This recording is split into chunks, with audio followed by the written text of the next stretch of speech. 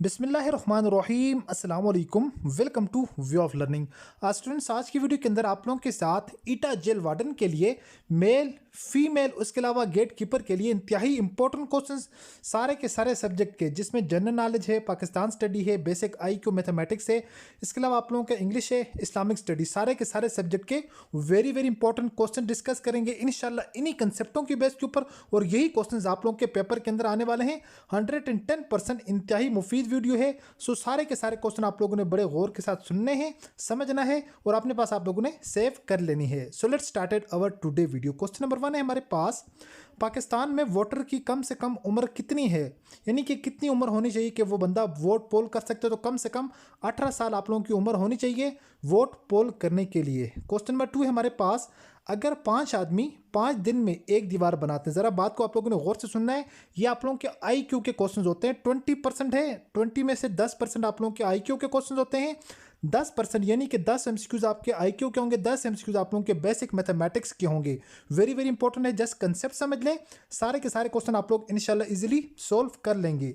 अगर 5 आदमी 5 दिन में एक दीवार बनाते हैं तो 10 आदमी वही दीवार कितने दिनों में बनाएंगे। तो इसको सोल्व किस तरह से करते हैं, इससे पहले एक चीज़ डिस्कस कर दूं। अगर कोई भी स्टूडेंट्स हमारा पेड सेशन ज्वाइन करना चाह रहा हो, हम उसमें आप लोगों को according to paper pattern complete preparation करवाएंगे। डेली बेस पर साथ आप लोगों को प्रैक्टिस वर्क करवाएंगे। अगर फॉर एग्जांपल आज आप लोगों को ये समझाए, फिर आपको प्रैक्टिस वर्क मिलेगा जो आप लोगों ने सोल्व करके अपने पास लिख कर हमें चेक करवाना होगा। फिर उसी का एक PDF होगा जो आप लोगों को जो है वो डिटेल रीड आउट के लिए मिलेगा।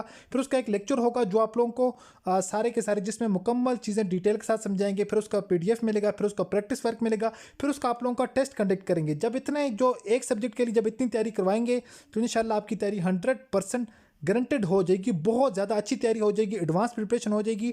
आसानी के साथ आप लोग इंटरव्यू के लिए अच्छे नंबरों के साथ क्वालिफाई कर सकते हैं और फाइनल सिलेक्शन में भी अपने आप को आप लोग मेरिट में ला सकते हैं। तो टेस्ट प्रिपरेशन के लिए हमारे दिए गए नंबर पर व्हाट्सएप पर हमसे रब्ता कर सकते हैं।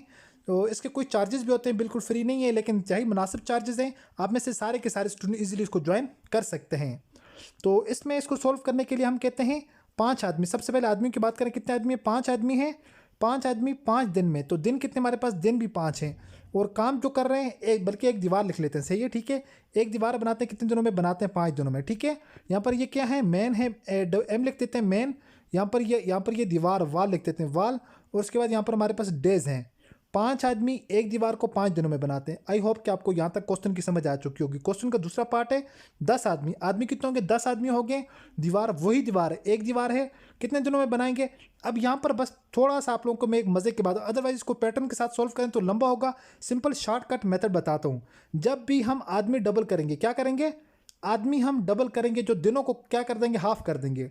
दिनों को ये हमने फाइंड आउट करना है ना, तो दिनों को क्या कर देंगे, दिनों को हम हाफ कर देंगे। जब भी आदमी क्या करेंगे, डबल करेंगे। अब पहले यहाँ पर आदमी कितने थे, 5 आदमी थे। अब आदमी यहाँ से क्या हो गए, डबल हो गए, 10 हो गए। तो दिन हम क्या कर देंगे, दिन हम हाफ कर देंगे, आधे कर देंगे। अगर पहले 5 आदमी थे, अब आदमी 10 हो गए, तो पहले 5 दिन लगे थे, अब उसका आधे दिन लगेंगे। तो 5 को डिवाइड करेंगे किसके ऊपर, 2 के ऊपर डिवाइड करेंगे, या 5 का आधा करेंगे। तो एक ही बात है, तुम्हारे पास आंसर आ जाएगा 2.5, ठीक है। 2.5 डे यानी 2 दिन। और तीसरा जो दिन है उसमें आधा, उसमें मतलब अगर 24 दिन है, सॉरी 24 घंटे हैं, तो उसमें 12 घंटे लग जाएंगे। ओवरऑल बात कर रहा हूँ, ठीक है, 24 आवर की, यानी कि 2.5 दिन इसमें लग जाएंगे। ऑप्शन नंबर हमारे पास C जो है वो क्या हो जाएगा, करेक्ट आंसर हो जाएगा।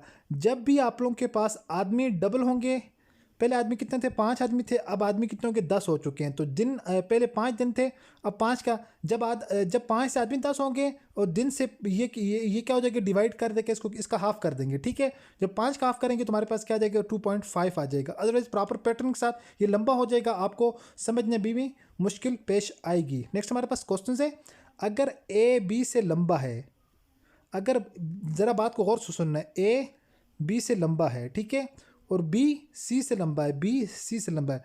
कह रहे A जो है वो सबसे लंबा है, A किससे लंबा है, B से भी लंबा है, और फिर B क्या है, B C से भी लंबा है। अब सबसे लंबा यहाँ पर कौन हुआ, तो सबसे छोटा यहाँ पर पूछो, सबसे छोटा कौन हुआ।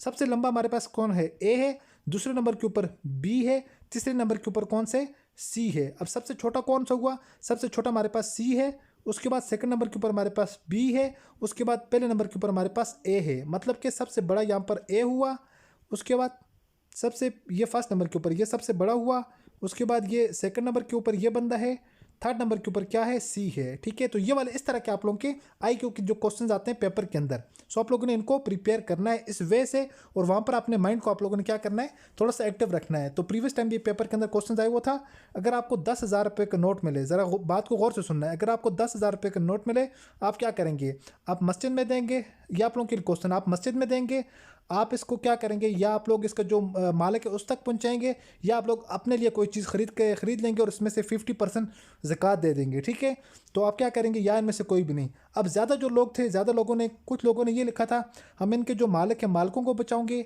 यानी जो मालिक है रियल बंदा उसको बचाएंगे। कुछ लोगों ने लिखा हम इसको मस्जिद में दे देंगे, कुछ लोगों ने लिखा कुछ हाफ इस्तेमाल करेंगे, हाफ हम खुद मतलब ज़कात दे देंगे। हालांकि असल में ये जो बात है 10,000 का क्या होता है, नोट ही नहीं होता। जो उसका लास्ट ऑप्शन था इनमें से कोई नहीं वो करेक्ट आंसर था। थोड़ा आप लोगों ने अपने माइंड को क्या रखना है, एक्टिव रखना है, IQ के क्वेश्चंस हैं। बाकी बात करते हैं, नेक्स्ट क्वेश्चन है अक़वाम मुत्तहिदा का सदर दफ्तर कहाँ वाक़या है, तो ये कहाँ पर है, न्यूयॉर्क के अंदर है। वेरी वेरी इंपॉर्टेंट क्वेश्चन है।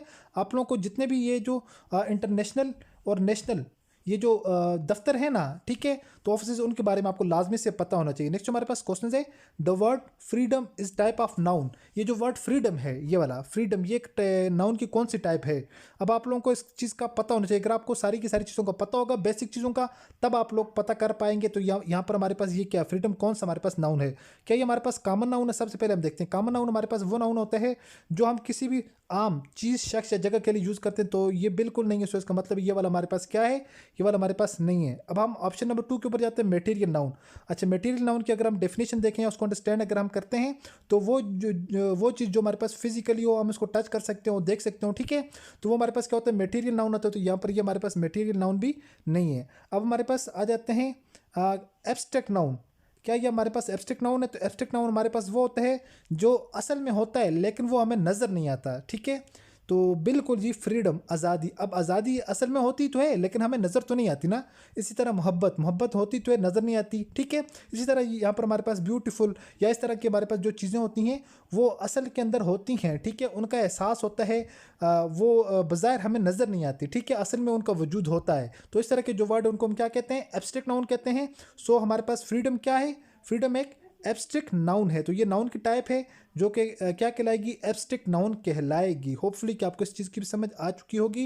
नेक्स्ट हमारे पास क्वेश्चन है, when Pakistan become the part of United Nations. Pakistan जो है यूनाइटेड नेशन का हिस्सा कब बना, तो पाकिस्तान यूनाइटेड नेशन का हिस्सा 30 सितंबर 1947 को यूनाइटेड नेशन का पाकिस्तान हिस्सा बना। नेक्स्ट हमारे पास क्वेश्चन है, करेंसी ऑफ जापान। जापान की करेंसी कौन सी है, तो येन क्या है, जापान की करेंसी हो जाएगी। अच्छा, जितने भी मुल्क है ना, इनमें टॉप 20 कंट्री कौन से, टॉप 20 कंट्रीज़ के आप लोगों को करेंसी का भी पता होना चाहिए और उनकी कैपिटल का भी पता होना चाहिए। लाजमी लाजमी लाजमी लाजमी इनमें से 2 क्वेश्चन लाजमी आते हैं। एक क्वेश्चन जो आता है वो करेंसी के रिलेटेड आता है, हर पेपर के अंदर आता है, और एक क्वेश्चन आप लोगों का आता है किसके रिलेटेड आता है, उनके कैपिटल पूछा होता है कि उनका कैपिटल कौन सा है। ये 2 आप लोगों ने प्रिपेयर करने हैं। तो आप लोगों का क्या हो जाएगा, 2 MCQs आप लोगों के 100 में से 110% कन्फर्म है। मैं बस बात की गारंटी देता हूँ। नेक्स्ट आप लोगों के पास क्वेश्चन है इस्लामिक स्टडी का, हिजरत का साल कौन सा है, तो हिजरत का साल 622। ठीक है, सन 622 है जिसमें मक्का से मदीना में क्या हुई थी, हिजरत हुई थी। नेक्स्ट हमारे पास क्वेश्चन है, रकबे के लिहाज से दुनिया का सबसे बड़ा मुल्क कौन सा है, तो रकबे के लिहाज से दुनिया का सबसे बड़ा मुल्क रूस है। ठीक है, और जबकि आबादी के लिहाज से दुनिया का सबसे बड़ा मुल्क चाइना है। अभी जो है वो इंडिया का कह रहे हैं लेकिन अभी तक जो है वो ऑथराइज ये चीज़ कंफर्म नहीं हुई आबादी के लिहाज से। फिल वक्त जो टॉप ट्रेंडिंग है वो क्या है, वो हमारे पास चाइना है। ठीक है, जिस वक्त इंडिया हो जाएगा तो फिर इंडिया का नाम पहले नंबर के ऊपर आ जाएगा, लेकिन अभी तक क्या है, चाइना जो है वो दुनिया का सबसे बड़ा मुल्क है आबादी के लिहाज से। तो आप लोगों ने मुझे ये बताना है इस्लामी कंट्रीज़ के अंदर, यानी इस्लामी ममालिक के अंदर, इस्लामी ममालिक में दुनिया का सबसे बड़ा रकबे के लिहाज से इस्लामी ममालिक कौन सा है। तो आप लोगों के लिए जो क्वेश्चन है आप लोगों ने कमेंट बॉक्स में इसका आंसर मुझे बताना है। नेक्स्ट हमारे पास क्वेश्चन है, अगर कुल 50 तलबा में से 30 फेल हो गए, ज़रा बात को गौर से सुनना है, तो पास होने वालों की शरह क्या होगी। तो शरह का मतलब ये होता है कि परसेंटेज होता है। क्या होता है, इंग्लिश के अंदर परसेंटेज कहते हैं कि उनकी परसेंटेज आपने निकालनी है। तो सबसे पहले हम बात करेंगे टोटल स्टूडेंट कितने हमारे पास, टोटल स्टूडेंट हमारे पास हैं 50। अब 50 में से फेल कितने हो गए, 30 फेल हो चुके हैं, ये हमारे पास हो चुके हैं 30 फेल। बाकी हमारे पास कितने बच के, सबसे पहले ये चीज़ निकालेंगे, 50 में से 30 निकालेंगे तो हमारे पास बच जाएंगे पीछे 20। अब पास कितने स्टूडेंट हुए, 20 स्टूडेंट पास हो चुके हैं। कितने? 20 स्टूडेंट पास हो चुके हैं। अब ये जो 20 स्टूडेंट पास हैं इनकी हमने क्या करनी है? परसेंटेज निकालनी है। तो इनकी परसेंटेज किस तरह निकालेंगे? तो टोटल स्टूडेंट हमारे पास कितने हैं? 20 हैं जो पास हुए हैं, ठीक है। अब इनको हम यहाँ पर लिख देते हैं 20 स्टूडेंट हैं। आउट ऑफ कितने में से? टोटल स्टूडेंट कितने हैं? टोटल स्टूडेंट 50 हैं, जिनमें से 20 क्या है? फेल हैं।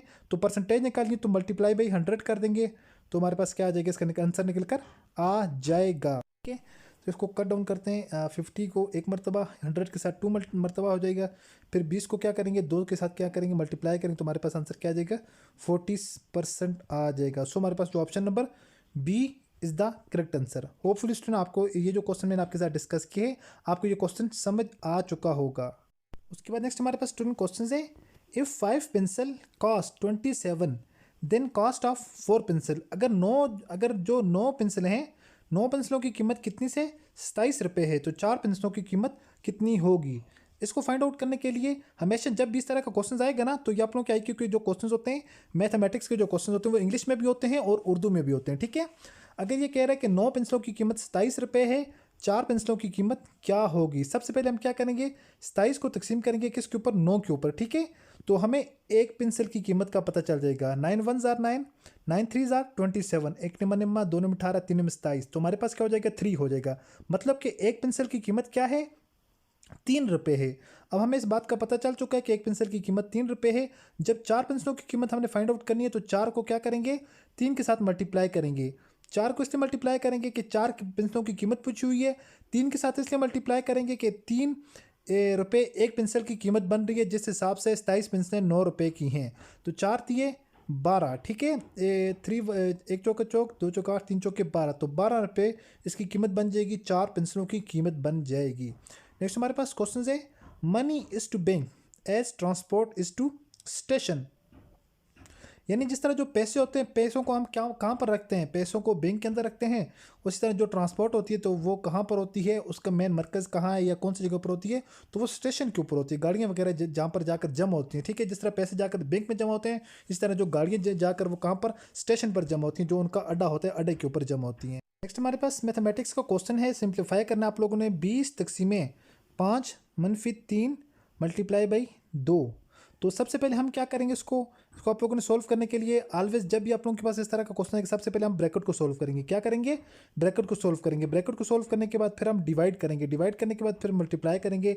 मल्टीप्लाई करने के बाद फिर प्लस करेंगे। उसके बाद फिर हम माइनस करेंगे। तो ये सारे का सारा प्रोसेस हम इस तरतीब के साथ जाएंगे। अगर फॉर एग्जाम्पल कहीं पर ब्रैकेट नहीं है, फिर तकसीम देखेंगे, तकसीम नहीं है, फिर मल्टीप्लाई देखेंगे। अगर ये भी नहीं है, फिर प्लस करेंगे, ये नहीं है, फिर माइनस के ऊपर आएंगे। तो ये इसका प्रॉपर मेथड है, जिस मेथड के साथ इन क्वेश्चनों को सोल्व किया जाता है।